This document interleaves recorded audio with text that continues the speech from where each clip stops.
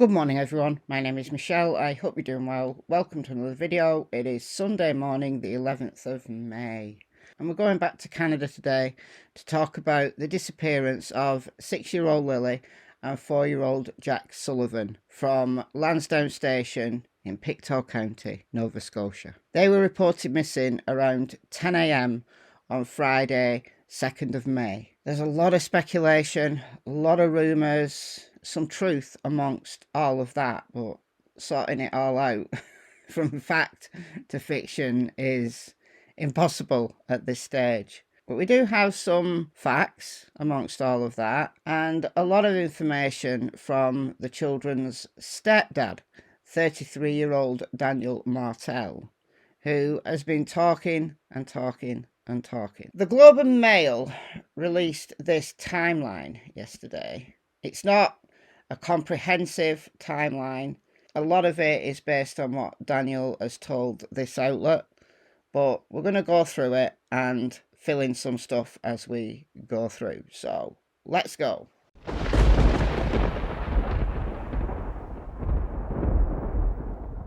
there are some things in here that I didn't know, so that's good. Mysterious disappearance of 2 young children from the mobile home in the rural Nova Scotia hamlet of Lansdowne has captured headlines around the world. Yeah, it's made it into the UK press. It's been more than a week since police and search and rescue teams began scouring the thickly wooded land and waterways, searching for any trace of 6-year-old Lilly and her 4-year-old brother Jack.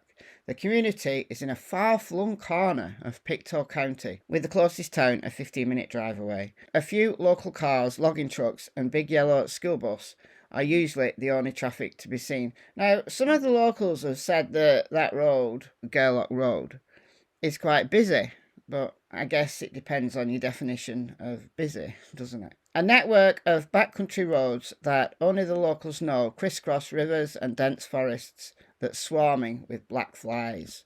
There's no cellular service. Many of the roughly 100 people who live in Lansdowne are related and have been there for generations. Sounding more and more like Summer Wells, honestly. Lilly and Jack, along with their mother, Malaya Brooks-Murray, and baby sister Meadow, moved into the community 2 years ago into the childhood home of Daniel Martel, who describes himself as the missing children's stepfather. He's been in a relationship with Malaya for 3 years. Jack would only have been a baby. So Daniel has brought up Jack since being a baby, and Lilly would have been a toddler. So yeah, they probably think of him as their dad. They haven't known anything else because their bio dad doesn't want to know. The children's biological father has no contact with them, according to their family.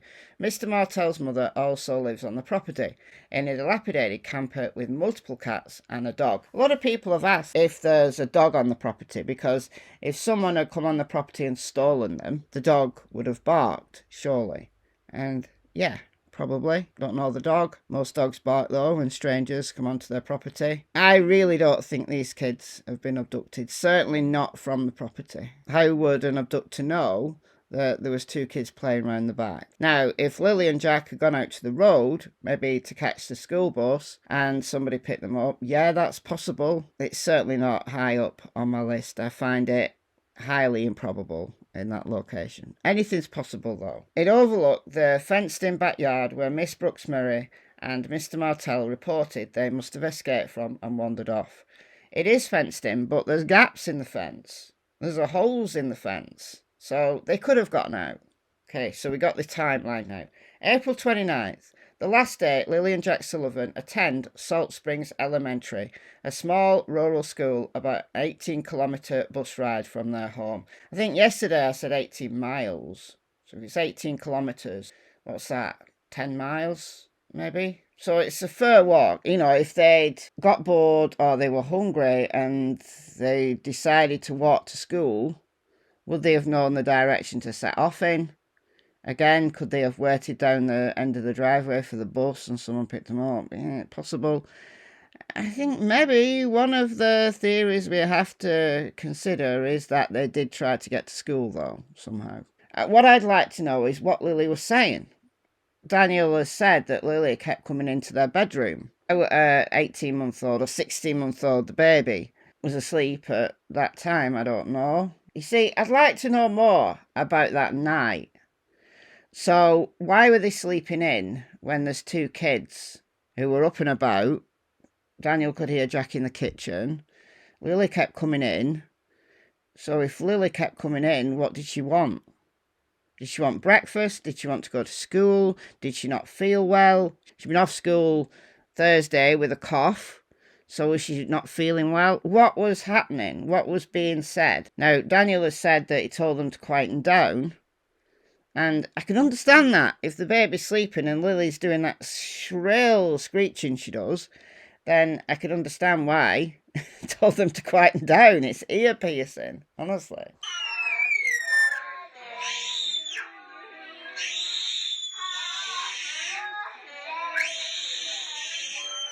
But surely the baby would want feeding. 16 or 18 months old, that baby would be on solid food, wouldn't she? Yeah, she'd still be having some milk, but she'd be on solid food, surely, by that age. It's a long time since I had a baby, but don't they eat like normal food at that age, more or less? What I want to know is, was the baby up in the night? Maybe the baby's ill. Maybe the baby had a cough, the same cough that Lily had. So were they up in the night with the baby? And that's why they were sleeping in. So had the baby got up and had something to eat and then got back to sleep? I want to know what their normal routine is. Because what I'm trying to ascertain is how abnormal this morning was. Now, if they're sleeping every morning, maybe they go to bed mega late and sleeping every morning, how on earth do Lily and Jack go to school on a daily basis? I'd also like to know what Lily and Jack's school record was like. Like, are they absent a lot? Do they get themselves up for school while the parents are sleeping? What's going on in the mornings? I want to know the normal routine, what the baseline is. Okay, in school Monday, Tuesday, school's out Wednesday, then kept home May 1st, Thursday and 2nd Friday due to illness. And all this is coming from Daniel. Okay, now, this is the day they disappeared. At approximately 10 a.m, Miss Brooks Murray calls 911 to report Lily and Jack missing. RCMP issue a vulnerable missing persons alert in Pictou County and ask for the public's help in locating the children, who they say are believed to have wandered from the home. Please do not issue an Amber Alert saying an abduction appears unlikely and the case does not meet necessary criteria. This is dispatch audio from that morning. The 6-year-old is the girl, I believe, and she's wearing pink. The 4-year-old is wearing some blue dinosaur boots. I think that's all we kind of have right now. I asked the risk manager if he wants Constable Mason to depart there to go get some phone service to send those images or not. Go somewhere and get service and get those photos sent off. Just make sure Mom stays close to the house there in case they happen to sneak out and get back into the house. Copy. And just for everyone's awareness, based on the profile, children could have traveled at least 6 kilometers. So keep that in mind.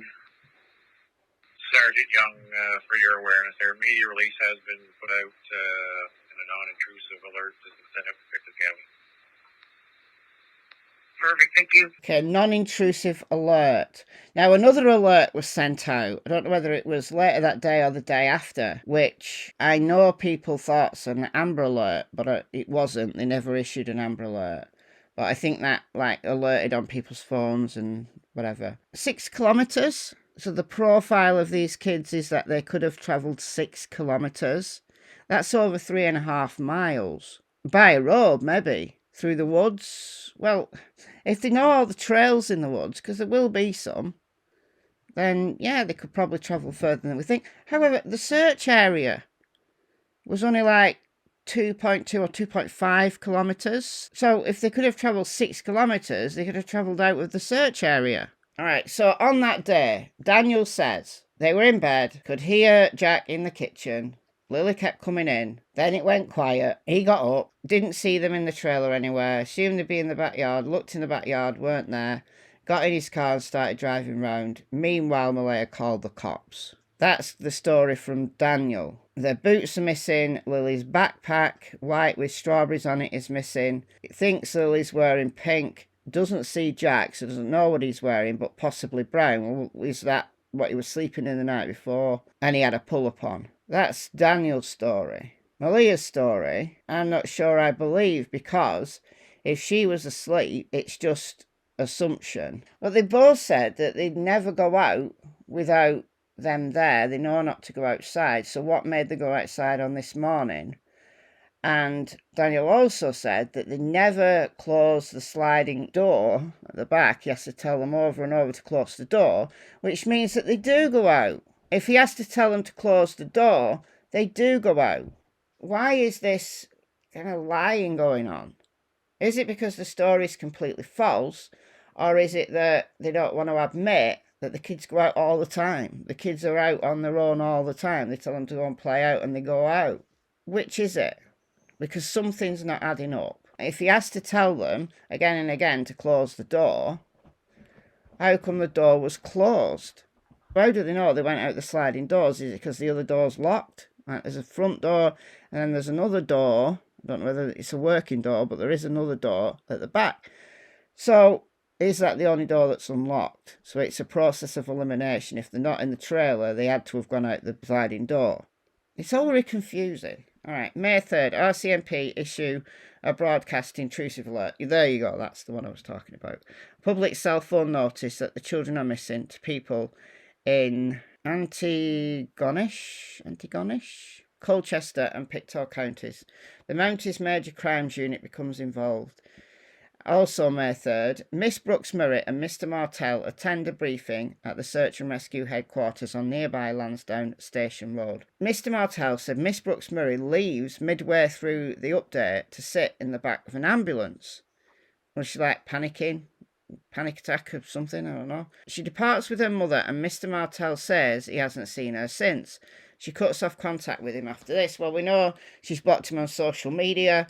We know that somebody from the press called her phone and somebody answered and said that her and Daniel, like Malia and Daniel, had split up. We know that Daniel has been frozen out of this picture and Malia and the baby are living with her family, like miles away now. What about this fight, though, where his mother had to tell people to leave? Because if Malia left after this, where was the fight? And when was the fight? So even this doesn't make sense. I don't like this. There's too many conflicting aspects to this story. Rain complicates the search efforts as search and rescue teams work through dense forest and boggy conditions. Drones equipped with infrared technology are used at night to look for any traces of the children. May the 4th, Mr. Martell speaks to the Globe and Mail about what happened on the morning the children went missing. Lily came into the room multiple times, seen her that morning. Jack was out playing in the kitchen, I'm guessing, and they did open the back sliding door. It's almost like silent to hear it sliding. They slid it open, the boots were right beside the door, and they proceeded to, I'm guessing, playing outside. They must have got out through the back fence, and then they were gone. As soon as I seen they were gone, immediately jumped in the car, did all the dirt roads, all culverts, checked over the rivers and streams. This is a lot to do in 10 minutes. As soon as I got home 10 minutes later, I headed out on foot. The RCMP requests the help of the Nova Scotia Guard, a provincially organised volunteer group to aid in the search. More than 160 people assisted by helicopter drones and tracking dogs, eventually taking part in the effort to find the children in a heavily wooded area. Searchers find no sign of the children, despite heavy scanning a 4 square kilometre area around the mobile home. Alright, so 4 square kilometres. So what's the radius of that? Because I've kept saying 2.2 or 2.5 kilometres. A report that a child's footprint is found nearby sparks some focused searching in that area. So we've heard that there was a footprint or footprints found near the driveway, which, look, the kids are on that property. Would they go down the driveway to get the school bus? Again, do they get the school bus on their own? Or does someone wait with them? How does it work on a regular, normal morning? The other alleged footprint or boot print is on or near the natural gas pipeline. And there is some dispatch audio of this. Now, I've screen recorded this from Dolly Vision, but he was playing Plunder. Plunder as the dispatch audio. So, listen to this. little walk up the gas pipeline trail there, and there's definitely some child-sized footprints in the mud here that are still visible. They're a bit eroded from the heavy rain, but they're still visible. So, not sure if you'd like us to continue on up the trail or what you'd like to do. Over. This is Colchester Base calling the K-9 unit tasked to investigate the blanket. Do you copy? Over. This is Bravo 3. I was with Kilo 2 like 3 seconds ago. He went towards the main road there. We're done at that site. The dog didn't get a track or anything like that. Bravo 3 sees the blanket. So it sounds like when they found the boot print, they got a dog, but the dog didn't find any scent. Okay, I'm assuming this gas pipeline is in the woods. If it's in the woods, natural surfaces, especially muddy natural surfaces, hold scent. Now, rain might be a disruptor, depends on the location, but scent should linger for several days. I want to know more about the search dogs. I want to know whether they were scent specific or whether they were just generalised police dogs looking for any unknown human scent. I want to know if they were scent specific. But whichever type of search dog, the fact that they didn't locate any scent whatsoever in that area leads me to believe that that's not a recent boot print. Unless there's some other reason why the scent was non-existent. I find that difficult to reconcile. May 6. Please take Mr. Martell to the Pictou County District RCMP detachment in the town of Skeleton, where he's questioned for 4 hours. He said he was asked to go over details, timelines to the minute, to draw maps where he thinks the children could be. They're easy on me because they know I'm telling the truth about everything. No, I'm sorry, Daniel. Sorry to burst your bubble. That's not why they're being nice to you. They're being nice to you because you're talking. So they're keeping you on side. He's bound to be a person of interest. Asking him to indicate on maps where the children might be. That's to gauge his reaction. Yes, it's to gather information. Because Daniel has said that they built cabins in the woods and they go to the woods. But it's also to gauge his reaction. Because asking him where the children might be could be, where did you bury the children or where did you dispose of the children's bodies? They're asking all these questions, not because they believe him, not being nice to him because they believe him. They're getting information from him. And these conversations, obviously they're going to be recorded. They'll go over these conversations and they'll develop more questions based on the answers that he gives to see how consistent he is. So, sorry to burst your bubble, Daniel, but that's perfectly normal. They'd be doing that in any investigation. Okay, the chief of, I'm not going to try to say that, I know I said it wrong yesterday, but the chief of Malia's community, Michelle Glasgow, addresses speculation around the case and asks people to refrain from jumping to conclusions or sharing unverified information, as this can complicate the efforts of multiple agencies involved in the ongoing investigation. She says the children's maternal grandfather is a member of that community.